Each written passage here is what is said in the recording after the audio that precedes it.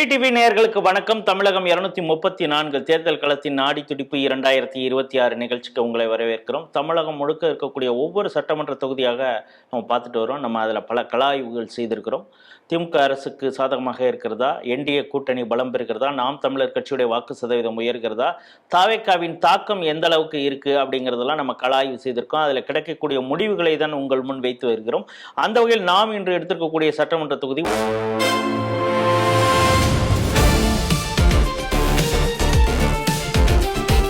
விழுப்புரம் மாவட்டத்தில் இருக்கக்கூடிய செஞ்சி சட்டமன்ற தொகுதி. பாராளுமன்றம் அப்படின்னு பார்த்தீங்கன்னா ஆரணியில் வரும். இங்கே மொத்த வாக்காளர்கள் 2,40,000, ஆண் வாக்காளர்கள் 1,19,000, பெண் வாக்காளர்கள் 1,21,000 இருக்கிறாங்க. இந்த தொகுதியிலிருந்து தான் அமைச்சர் KS மஸ்தான் தேர்ந்தெடுக்கப்பட்டார் அப்படிங்கிறத பார்க்குறோம். 2021 பாமகவின் ராஜேந்திரனை வெற்றி கொண்டார். 2016 கோவிந்தசாமி அதிமுக வேட்பாளரை வெற்றி கொண்டார். அந்த நேரத்தில் பாமக தனியாக போட்டியிட்டதுனால தான் அவரால் வெற்றி பெற முடிந்தது அப்படிங்கிறது நமக்கு ரொம்ப தெளிவாக தெரிகிறது. இந்த ஓட் பர்சன்டேஜ்லாம் பார்த்தா 2011 இங்கே பாமக கணேஷ்குமார் வெற்றி பெற்ற தொகுதி அப்படிங்கிறத பார்க்குறோம். இப்பொழுது திமுகவின் KS மஸ்தான் போட்டி போடுகிறார். 2011 வெற்றி பெற்ற பாமகவின் கணேஷ்குமார் போட்டியிடுகிறார். இங்கே டாக்டர் ராமதாஸ் அந்த பிரிவுடைய கனல் பெருமாளும் போட்டி போடுகிறார். நாம் தமிழர் கட்சியின் கிருஷ்ணன், தாவேக்காவின் சந்திரசேகரன் ஆகியோர் போட்டி போடுறாங்க. களம் யாருக்கு சொந்தம் அப்படிங்கிறத கள ஆய்வில் ஈடுபட்ட ஜீவரத்னம் நம்மோடு அதை பகிர்ந்து கொள்ள தயாராக இருக்கிறார். வணக்கம் ஜீவரத்னம். வணக்கம் சார். இந்த சட்டமன்ற தொகுதியை பொறுத்தவரை நீங்க எந்த பகுதிகளெல்லாம் கள ஆய்வு செஞ்சிருக்கீங்க? இந்த சட்டமன்றத்தை பொறுத்த வரைக்கும் செஞ்சி நகரம், அதாவது செஞ்சி பேரூராட்சி, அனந்தபுரம் பேரூராட்சி, அப்பம்பட்டு, மீனாம்பூர், ஆலம்புண்டி, மேல்மலையனூர், அவலூர்பேட்டை, வளத்தி, சிங்கவரம், செம்மேடு, கனகன்குப்பம், தேவதானம்பேட்டை, இது மாதிரி ஏரியாக்கள்ல பண்ணியிருக்கோம் சார். கிராம பகுதிகளிலையும் இது இருக்கக்கூடியதுனால பல இடங்களையும் நீங்க கலாய்வு செய்திருக்கீங்க. இங்க எந்தெந்த சமூகம் அடர்த்தியாக இருக்கிறாங்க? இங்க வன்னியர் சமூகம், பட்டியல் சமூகம், அதுக்கு அடுத்தபடியா யாதவர் சமூகம், இஸ்லாமியர்கள், அதுக்கப்புறம் கிறிஸ்டியன் இருக்காங்க, முதலியார் இருக்காங்க. கிறிஸ்டியன் சொற்பமானதான் இருக்காங்க, முதலியார் இருக்காங்க. இதுதான் சார் அதிகமா இருக்கிறது. மற்ற சமுதாயம் எல்லாமே சொற்பமான அளவுல இருக்காங்க. உள்ளூர் மீனவர்கள் இருக்காங்க. இது மாதிரியான சமூகமும் கொஞ்சம் இருக்காங்க. இங்க வன்னியர்கள் ரொம்ப அடர்த்தியாக இருக்கக்கூடிய பகுதின்னு எந்தெந்த இடம்லாம் சொல்லுவீங்க? வன்னியர்கள் அடர்த்தியா இருக்கிறது எடையாளம், அஞ்சாஞ்சேரி, இது மாதிரி பகுதி, செஞ்சி, இது மாதிரி ஏரியாக்கள்ல அனந்தபுரம், இது மாதிரி ஏரியாக்கள்ல அதிகமா இருக்காங்க. ஷெட்யூல் காஸ்ட் அவங்க பட்டியல் சமூகத்தினர் அவங்க எங்கெல்லாம் அதிகமா இருக்கிறாங்க? அவங்க கனகம்குப்பம், ஆலம்புண்டி, பள்ளப்பாடி, இது மாதிரி ஏரியாக்கள்ல அதிகமா இருக்காங்க சார். மற்ற பகுதிகளில் அப்படியே சமமான இரவுல. முதலியார் யாதவர்கள்லாம்? யாதவர் பாத்தீங்க அப்படின்னா ஆலம்புண்டி, தாயனூர், வளத்தி, இது மாதிரி ஏரியாக்கள்ல ரொம்ப அடர்த்தியான அளவுல இருக்காங்க. மற்ற செஞ்சி போன்ற பகுதிகளிலையும் ஒரு குறிப்பிட்ட பகுதிகளில் இருக்காங்க. முதலியாரும் செஞ்சி தொகுதியில செஞ்சி நகரத்துல இருக்காங்க. மற்ற பகுதிகளிலும் பரவலா தான் இருக்காங்க. இஸ்லாமியர்களை பொறுத்த வரைக்கும் மீனாம்பூர், அப்பம்பட்டு, பள்ளிப்பட்டு, செஞ்சி இந்த பகுதிகளில் தான் மிக அதிகமான இருக்காங்க. இதை தவிர்த்து அவலூர்பேட்டையில அதுக்கு அடுத்தபடியா இஸ்லாமியர்கள் வாக்கு அதிகமா இருக்கு. இஸ்லாமியர்கள் எவ்வளவு சதவீதம் இருப்பாங்க? கிட்டத்தட்ட ஒரு 20% வரை இஸ்லாமியர்கள், அதாவது 30,000 ஓட்டு கிட்ட, 30,000 ஓட்டுக்கு மேல இருக்காங்க. ஒரு 15% இருக்காங்க. கிறிஸ்தவர்கள் இங்க எந்தெந்த பகுதியில இருக்கிறாங்க? மீனவர்கள் எந்தெந்த பகுதியில இருக்காங்க? கிறிஸ்தவர்கள் ஆலங்குடி, கனகன்குப்பம் பகுதியில அதிகமா இருக்காங்க சார். இப்போ உள்நாட்டு மீனவர்கள் பாத்தீங்க அப்படின்னா மேல்மலையனூர் அந்த பகுதியில தான் அதிகமா இருக்காங்க. செஞ்சியிலையும் சொற்பமான அளவுல உள்நாட்டு மீனவர்கள் இருக்காங்க. உள்நாட்டு மீனவர்கள்ங்கிற அவங்களுடைய எண்ணிக்கைங்கிறது எவ்வளவு இருக்கும்? அவங்களுடைய வாக்குகள் சொற்பமான அளவு தான் சார் இருக்கும். அது மிகப்பெரிய அளவுல ஒரு சொற்பமான அளவுல இருக்கும்.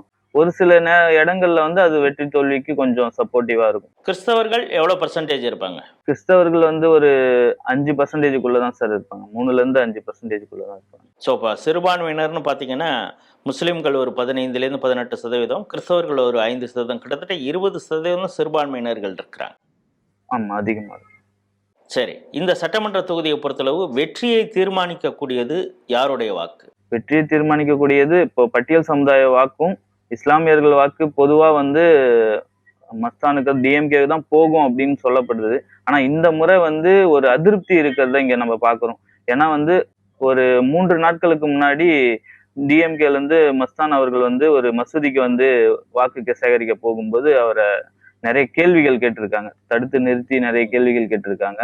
அது வந்து இப்போ ஒரு அதிருப்தி இருக்கிறத வெளிப்படையாவே இப்போ வந்து தெரிஞ்சிருக்கு. இதனால வந்து டிவிகே பக்கம் இந்த வாக்குகள் போகலாம் அப்படின்ற ஒரு அச்சத்துல அவங்க வந்துட்டு அடுத்தது என்ன பண்ணலாம் அப்படின்னு பார்த்துட்டு இருக்காங்க. இப்போ இந்த சட்டமன்ற தொகுதியை பொறுத்தளவு இளைய வாக்காளர்கள் அவங்களுடைய எண்ணிக்கைங்கிறது எவ்வளவு இருக்கும்?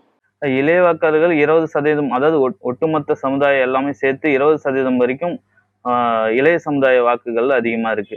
20ல இருந்து 25% வந்து இந்த இளைய சமுதாய வாக்கு இருக்கு. இவங்க யாருக்கு ஆதரவா இருக்காங்க? தாவேகா, நாம் தமிழர் கட்சியுடைய தாக்கம் இங்க எந்த அளவுக்கு இருக்கு? இங்க நாம் தமிழருடைய தாக்கம் வந்து குறைஞ்சிருக்கிறத பாக்குறோம் சார். இப்போ விஜய் வந்ததுனால நாம் தமிழருடைய தாக்கம் வந்து மிகப்பெரிய அளவுல குறைஞ்சிருக்கு. இதுல வந்து கணேஷ்குமார் நிக்கிறதும் போது அவருக்கான ஒரு அந்த இளைஞர் என்ற இதுவும் அவருக்கான அடையாளம் இங்க வந்து நல்லாவே தெரியும். அவருடைய பரிச்சயமான முகம் அப்படின்றதுனால அவருக்கான வாக்குகள் வந்து அவர் தனிப்பட்ட முறையில அவருக்காக ஒரு சில வாக்குகள் வந்து நாம் தமிழர்ல இருந்தும் மற்ற சமுதாயத்துல இருந்துமே வந்து கிடைக்கிறதுக்கான வாய்ப்பு இருக்கு. பாமகன்றதை தவிர்த்து கணேஷ்குமார் என்ற ஒரு பேருக்காக அவருக்காக ஒரு குறிப்பிட்ட வாக்குகள் வந்து கிடைக்கிறதுக்கான வாய்ப்புகள் இருக்கு நம்ம பேசும்போது. ஓகே, இங்க தாவேகா எந்த அளவுக்கு வாக்குகளை பிரிக்கும்? எவ்வளவு சதவீதம் பிரிக்கும்? தாவேக்கா வந்து இங்க இதுல வந்து ஒரு முக்கியமான வேலையா இருக்கும் அப்படின்னு. ஏன்னா செஞ்சியில வந்து செஞ்சி, அப்பம்பட்டு, மீனாம்பூர் இது மாதிரி பகுதிகளில் வந்து தாவேக்கா வந்து அந்த இஸ்லாமியர்கள் இடத்துல வந்து இளைஞர்கள் வந்து மிக ஆர்வமா வந்து தாவேக்கா பக்கம் வந்துட்டு இருக்காங்க.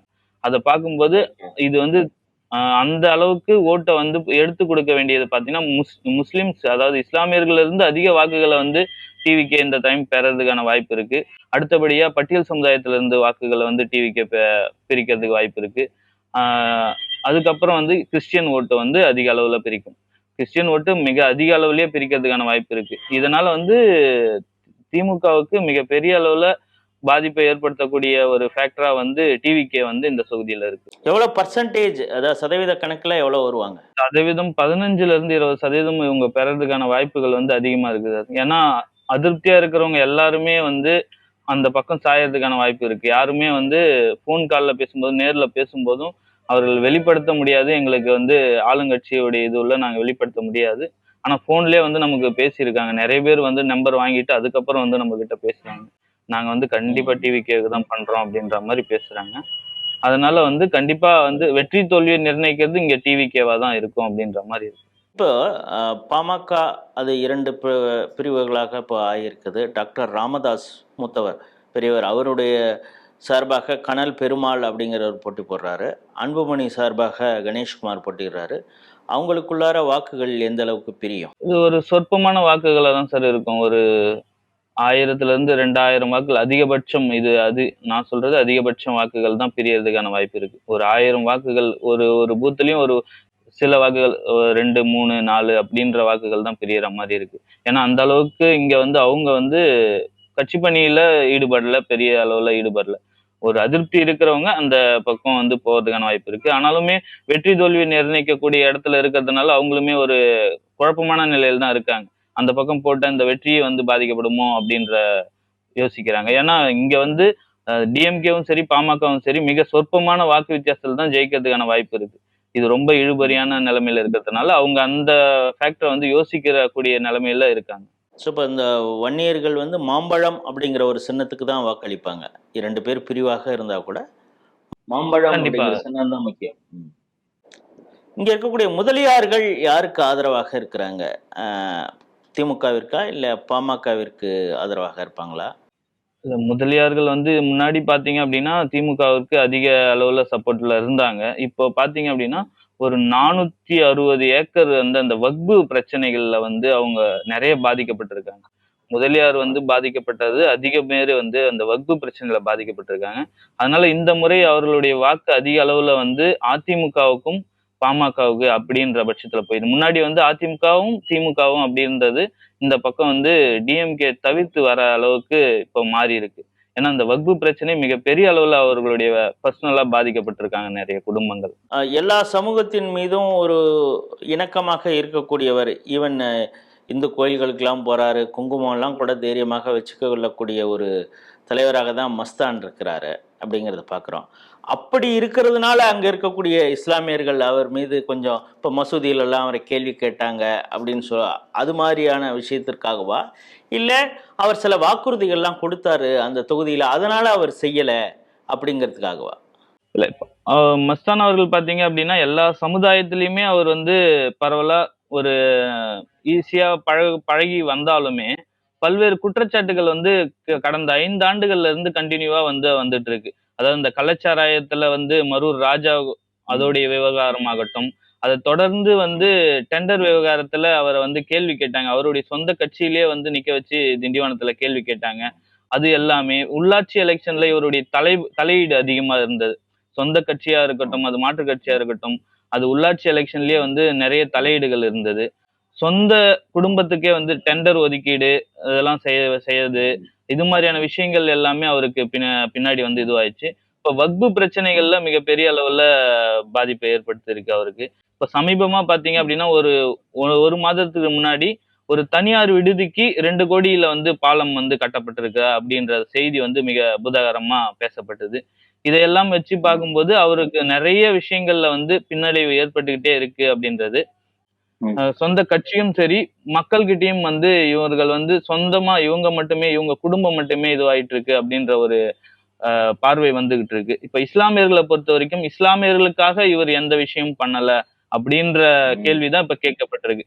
இஸ்லாமியர்களுக்காக எந்த ஒரு நலத்திட்டங்களோ கொண்டு வரல, அவர்கள் வைத்த கோரிக்கைகளை இது நிறைவேற்றல அப்படின்ற கேள்விதான் இப்போ கேட்டுக்கிட்டு வராங்க.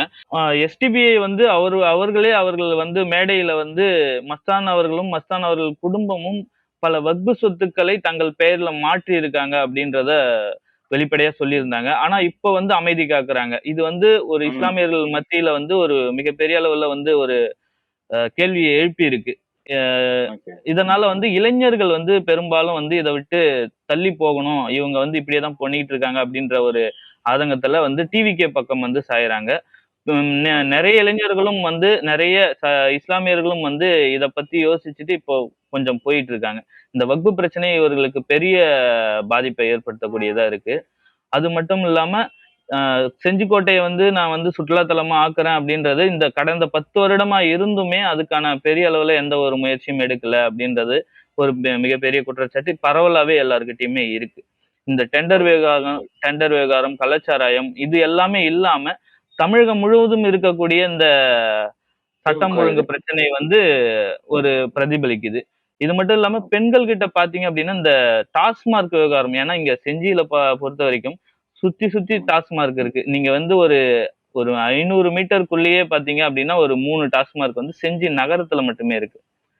ஒவ்வொரு இங்க செஞ்சியில இருந்து பிரியக்கூடிய அனைத்து பகுதிகளிலும் ஒரே பகுதியில 2-3 டாஸ்மார்க் கடைகள் வந்து இருக்கிறத வந்து கண்கூடாவே பார்க்க முடியும். இப்போ மேல்மலையனூர்ல நம்ம பார்க்கும்போது கோயிலுக்கு வரக்கூடிய ஒரு 500 மீட்டர் இடைவெளியிலேயே வந்து 3 டாஸ்மார்க் அருகருகே வந்து வழியிலேயே இருக்கு. இது வந்து வரக்கூடிய பக்தர்களுக்கு வந்து பாதிப்பு ஏற்படுத்துது. இதை எவ்வளவு முறையோ வந்து முறையிட்டும் வந்து அவங்க சரி பண்ணல அப்படின்ற குற்றச்சாட்டு இருக்கு. மக்கள் வைத்த கோரிக்கைகளை நிறைவேற்றாம இவர்கள் வந்து ஒரு சில பில்டிங் இது மாதிரியான விஷயங்கள்ல தான் அதிகமா கான்சன்ட்ரேஷன் பண்ணியிருக்காங்க. அதனால இவர்கள் பெரிய அளவுல இந்த செஞ்சி தொகுதியை வளர்க்கல அப்படின்ற குற்றச்சாட்டு கண்டினியூவா இருக்கு. இது எல்லாமே இது மாதிரி நிறைய விஷயங்கள் இப்போ வந்து செஞ்சி வந்து சுத்தி வந்து குப்பை குளமா இருக்கு அப்படின்றத ஒரு குற்றச்சாட்டு. இது மாதிரி நிறைய குற்றச்சாட்டுகள் வந்து அடுக்கிக்கிட்டே போறாங்க. இது சொல்ல முடியாதுப்பா, இன்னைக்கு முடியாது அப்படின்ற கட்டத்துல வந்து சொல்லிட்டு இருக்காங்க. ஆனா இவர்கள் வந்து நாங்க இதை கொண்டு வந்தோம் அதை கொண்டு வந்துடும் அப்படின்றத இவங்க பிரச்சாரமா எடுத்துக்கிட்டு போயிட்டு இருக்காங்க. இருந்தாலுமே அதுல நிறைய குறைகள் இருக்குன்றத மக்கள் சுட்டி காட்டிட்டே இருக்காங்க. இப்ப கலைக்கல்லூரி இங்க கொண்டு வந்தாங்க. அந்த கலைக்கல்லூரி கொண்டு வந்தது வக்பு பிரச்சனையில ஒரு 10-15 குடும்பங்களை அங்க இருந்து அகற்றி விட்டுட்டு அந்த இடத்துலதான் வந்து அந்த கலைக்கல்லூரி அமைக்கப்பட்டது. அது வந்து மிகப்பெரிய தாக்கத்தை ஏற்படுத்தியது. மத்த கட்சிகள் பாத்தீங்க அப்படின்னா அது கலைக்கல்லூரி அமைந்ததுனால அந்த 10-15 குடும்பங்கள்ங்கிறது இந்து குடும்பங்கள் தானே?